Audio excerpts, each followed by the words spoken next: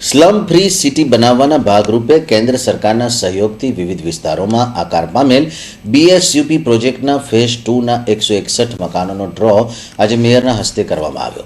કેન્દ્ર સરકારના સહયોગથી સ્લમ ફ્રી સિટી બનાવવાના ભાગરૂપે શહેરના જાંબુઆ, બાપોદ, તરસાલી વિસ્તારોમાં નૂર યોજના અંતર્ગત બીએસયુપીના ફેઝ 2 હેઠળ તૈયાર થયેલ આવાસો પૈકી 161 લાભાર્થીઓને આજે પાલિકા સ્થિત સયાજીરાવ સભાગૃહ ખાતે મેયર ભરત શાહના હસ્તે ડ્રો દ્વારા મકાનો ફાળવવામાં આવ્યા। આ સમયે ડેપ્યુટી મેયર સીમાબેન મોહિલે, સ્થાયી સમિતિ અધ્યક્ષ ડોક્ટર હિતેન્દ્ર પટેલ, વિપક્ષી નેતા Chandrakant Bhatthu, deputy municipal commissioner કેસી મેણાત, પ્રોજેક્ટ ડાયરેક્ટર સીએમ મકવાણા સહિતની ઉપસ્થિતિમાં 5 લાભાર્થીઓને મકાનના એલોટમેન્ટ લેટર પણ આપવામાં આવ્યા। આ ડ્રોમાં વડોદરા શહેરમાંથી સોનાનું પ્રમાણ ઘટ્યાને એમને સારી સુવિધા મળે, સંપૂર્ણ સુવિધાવાળા મકાનો નવા બનાવવામાં આવ્યા છે।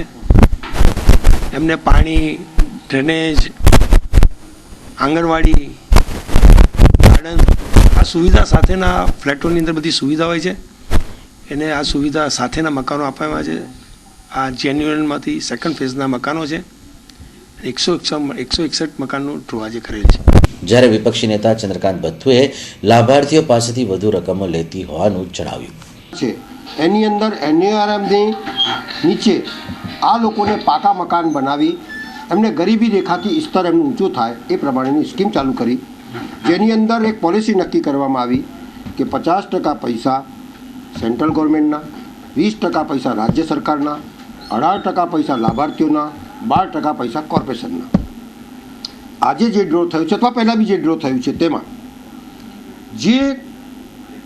જે મૂળ કિંમત નક્કી કરવામાં આવે અને જે ટેન્ડર ફ્લોટ થાય, જે ટેન્ડર બહાર પડે એમાં જે ઓન આવે એના તમામ ઓનના પૈસા લાભાર્થીઓ પાસે લેવાના, જે ખોટું છે અને તદ્દન ખોટું છે।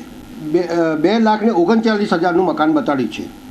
એની અંદર જો એનો 50%, 20%, 18% ને 12% પ્રમાણે જો એમને કેલ્ક્યુલેશન કરવામાં આવે તો લાભાર્થીઓને ફક્ત 39,000 રૂપિયા ભરવાના આવે છે, એની જગ્યા પર 73,000 રૂપિયા ભરવાના કાઢ્યા છે।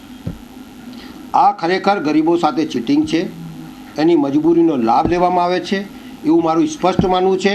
અને આ ડીપીઆર ખોટું બનાવનાર કોર્પોરેશનના અધિકારીઓ અથવા રાજ્ય સરકારના જે ડીપીઆર મંજૂર બધા થતા હોય એ લોકોએ આની ભરપાઈ કરવી જોઈએ। એનો મિનિમમ જ જો હોય તો પછી 50% પૈસા કેમ લેવા જાઓ છો?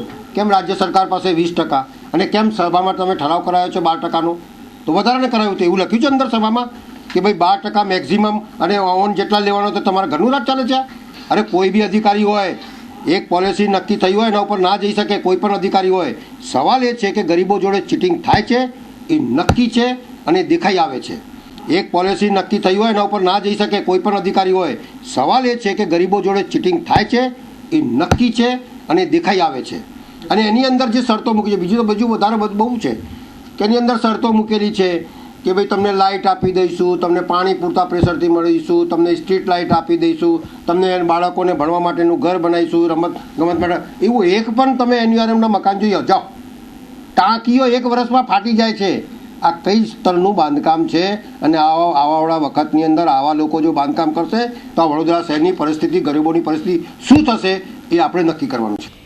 તો નોર્મ કાર્યપાલક ઇજનેર FJ ચારપોટે મકાનો સંદર્ભે માહિતી આપી। જે લોકોએ પૈસા ભર્યા એમનો ડ્રો આજે રાખ્યો। મેક્સિમમ કોઈ લિમિટ કરી નથી, પણ આ પ્રશ્ન ભારત સરકાર તરફથી અને જુદા જુદા લેવલે સરકાર તરફથી જ્યારે ચર્ચવામાં આવ્યો ત્યારે આપણે લગભગ સુરત અને અમદાવાદની સાપેક્ષમાં 18% અને પ્લસ આપણી જે socio economic condition of slums એનું જે સર્વે કર્યું એની ઇન્કમની ક્રાઇટેરિયાને ધ્યાનમાં રાખીને આપણે આ જે પોલિસી બનાવી છે એ પોલિસીમાં આપણે 18%નો સમાવેશ કર્યો છે અને એની મંજૂરીઓ લીધા બાદ આપણે આ પૈસા વસૂલ કરીએ છીએ।